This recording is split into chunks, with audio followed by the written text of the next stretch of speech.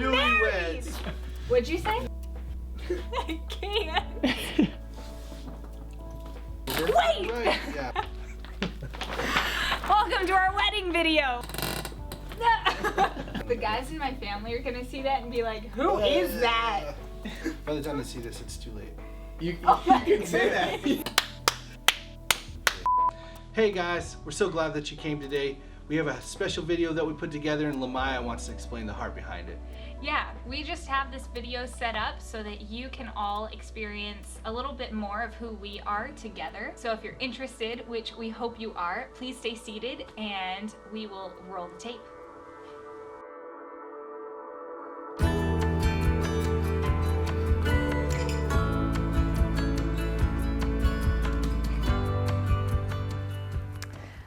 Oh boy, where to start? My favorite thing about Donald is just his personality. There's a real passion that's there, and it spreads across basically everything he does. Whether it's a passion for the Lord or a passion for going to camp with kids, which is where we first started in ministry together, or whether it's just going out for a beach day or finding a new coffee shop. He always goes all out, which is always a blast.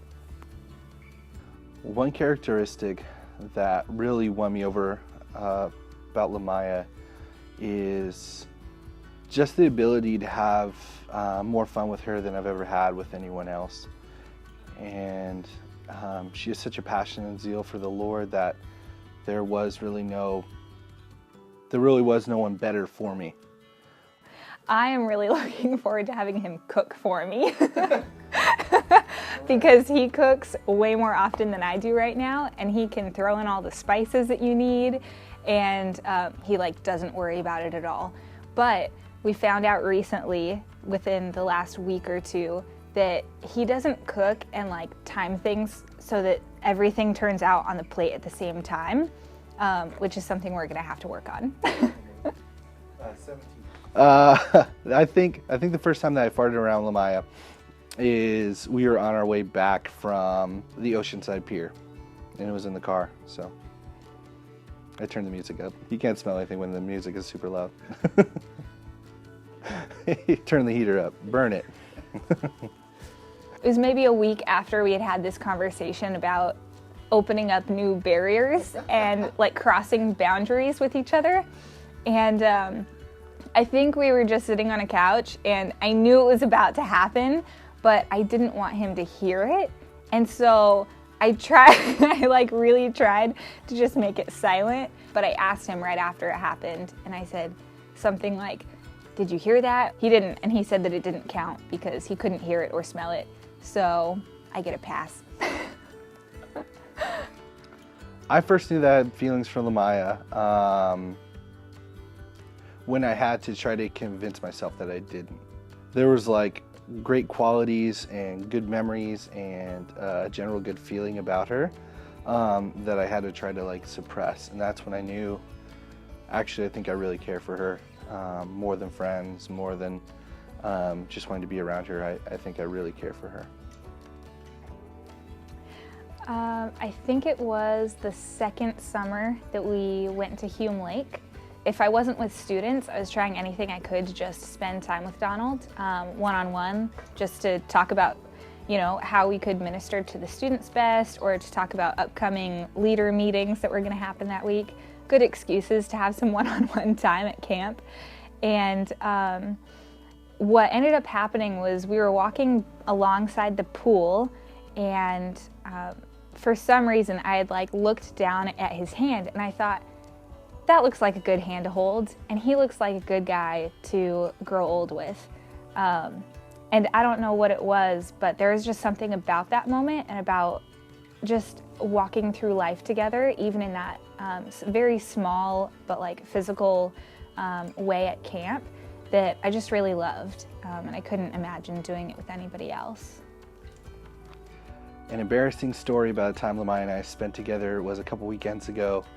We were going over music for the wedding, and a song came on that I really love, and so I started singing along, and then I went for a note that was way out of my range, and, and I sold out, and I sang at the top of my lungs, and then LaMaya hit pause. And then, like, it was just me in the car alone, just howling out as LaMaya stares at me in bewilderment over what I was doing.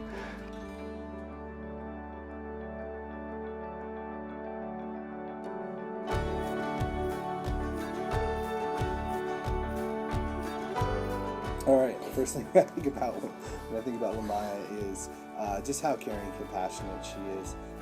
She even sometimes carries the burdens of others a little bit heavy, but that's just because she has such a love and a passion for those that she's closest with, and even those that she doesn't know. When I think of Donald, I think of basically, like, he's really passionate, and so oftentimes I see basically two extremes. He's either really hardworking, and he's hardworking in his job or in ministry and just wanting to serve the Lord, or in wanting to like go and spend time with other people, like his peers or even his mentors. And then the other extreme is just that when he's worked hard, like so much, he just gets like dead tired. And so I've also seen that side of him where he's just really in need of like his rest, which is good, I think, because it shows that he's really put his time in, and it's just naturally humbling, I think, that we would all get tired. One night we were at a lookout point in Temecula, and we usually like to slow dance from time to time, and we were trying to dance, but like in the evenings, like a really large wind blows over these hills. And so LaMaya really wanted to dance, and I wanted to dance, so we hop out of the car, but she's like freezing cold. And so it was like a blizzard. Yeah, and so she like gets out of the car, and then she pulls her hood over her head, and then she starts doing this weird chicken dance. Oh, no. And I'm like standing there like, I don't even know how to respond to this. Like I don't know what to do. Like obviously you're way more cold than I have any warmth to give. Like this is so intense. I was trying to warm my body up, and I didn't know how. So yeah, I really did just break out into dance. Yeah. But it was like an interpretive dance. Yeah. I just started like kicking and like, yeah. So one thing that I really love about Donald is that he always has his theories about things. And so that comes out in so many ways. It comes out in just thinking through life together, and like how roads have been built and stores are run, and I don't know, just random things in day-to-day life. We've had conversations specifically about the giants that are in the Bible, like Goliath and Nephilim. Yeah, Genesis 6. Nephilim. Plural. I think we're both passionate about seeing the lost saved, whether it's through the local church or through missions abroad. I think that we're both very passionate about seeing people come to know or to know better their Lord and Savior. There are ways that he like actively loves me without me realizing it sometimes. And the reason I know about this is because my parents and I recently took a U-Haul down south to put all of my stuff in the apartment where he's currently living. And about a week ago, it was my first time like driving away from that apartment, and I was gonna go and stay at a friend's house locally. And so I had like turned my car on, and normally I'll turn the car on and I'll back out a little bit and I'll wait to make sure that he gets in the apartment safely. But then I noticed that I couldn't just wait for him to go in, because he actually stopped and waited at the top of the stairs by the apartment door for me. And he didn't walk into the apartment until after I had driven away completely. And it's not something that he had to do, and yeah, just little things like that happen behind the scenes that most of the time I'm probably not aware of, but I know he's doing it because he loves me, and so I notice those things. I really appreciate them.